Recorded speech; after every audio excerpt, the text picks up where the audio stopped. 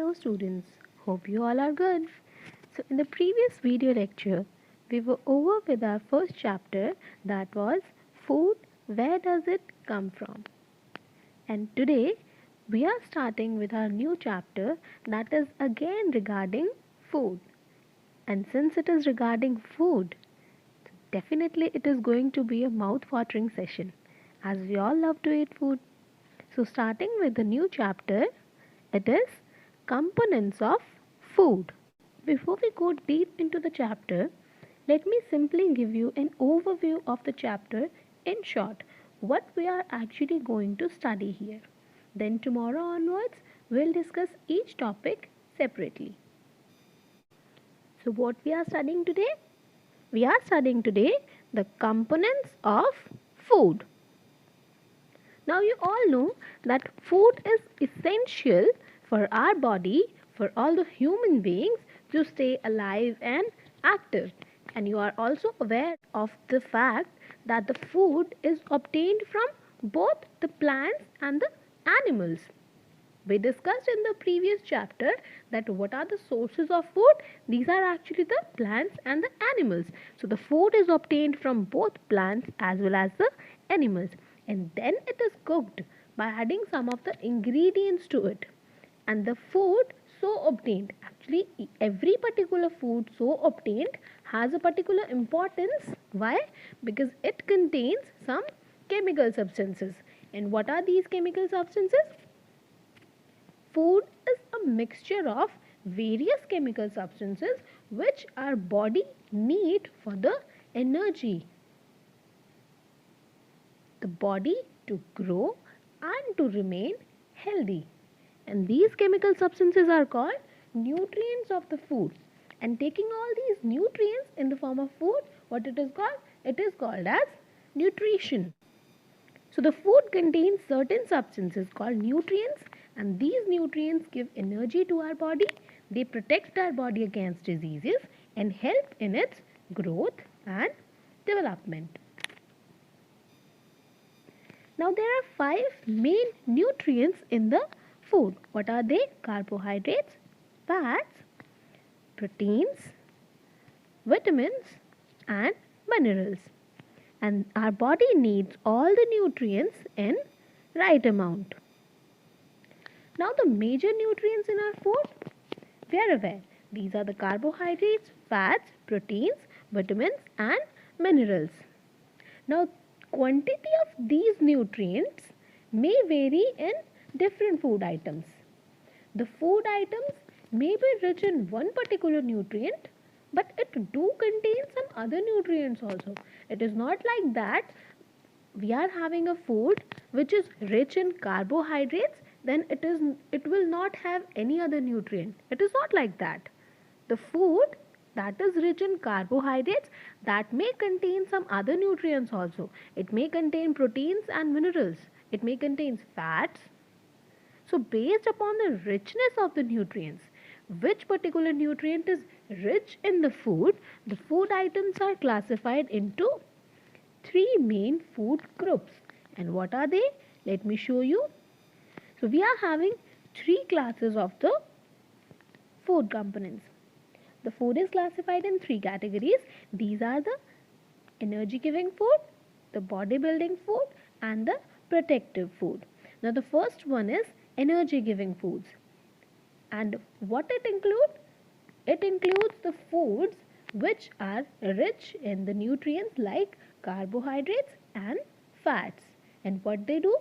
They provide energy to our body. And since they provide energy to our body, that's why they are kept in the category of energy giving foods. Then the second one is the bodybuilding foods.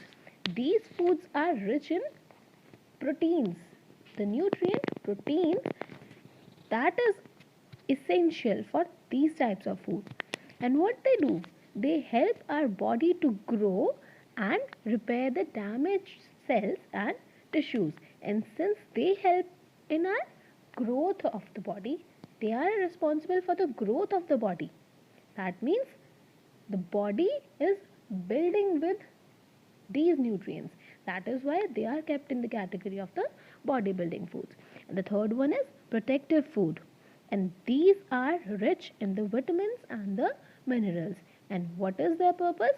They protect the body against the diseases and control the body metabolism. And apart from these three categories, we are having two more such food that include the dietary fibers and the water. These are also necessary for our body. Dietary fibers actually include the roughage part, and water is also necessary for our body. They help in the movement of the bowel in the intestine. These are not providing any energy to our body, but they are responsible for some activities like getting rid of the waste from the body. That is why they are required by the body. These are essential for our body in the same way as all the other nutrients are.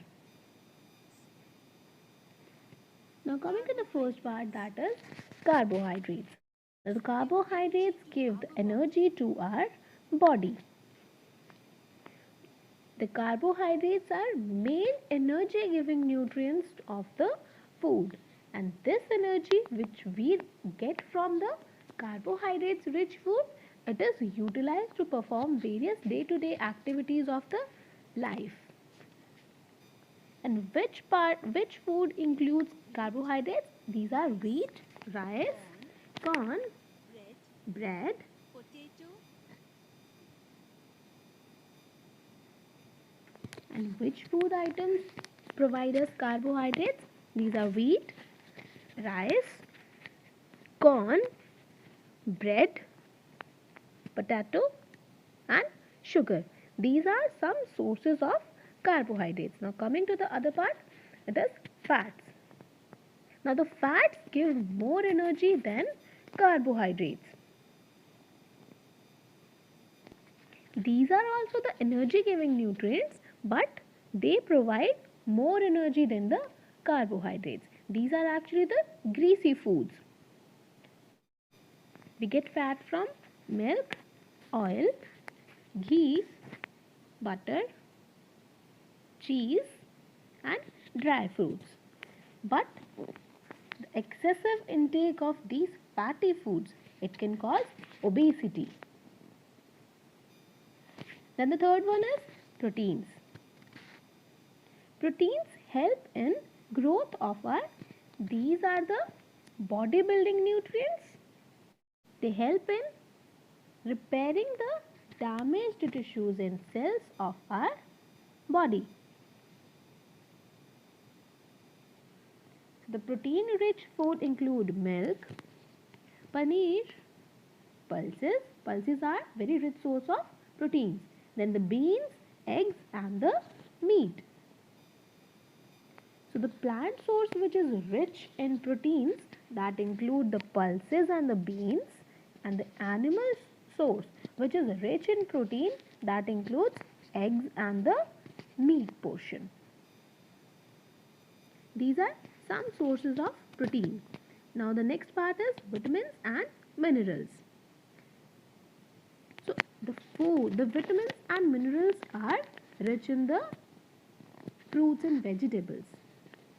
They help in protecting our body against the diseases, and it helps in the normal functioning of the body.